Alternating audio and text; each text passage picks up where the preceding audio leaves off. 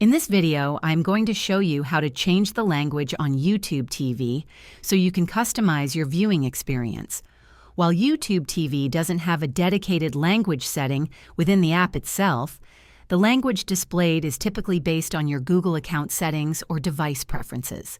To change it, start by logging into your Google account at myaccount.google.com.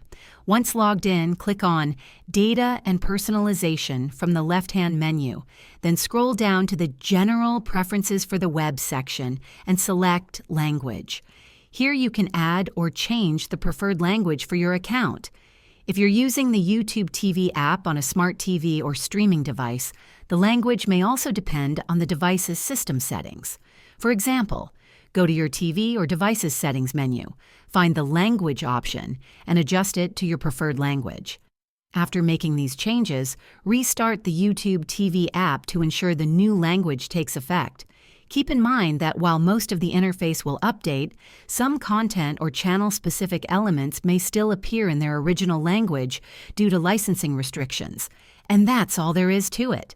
If this video helped you learn how to change the language on YouTube TV, please give it a thumbs up and subscribe to the channel for more helpful tutorials. Thanks for watching.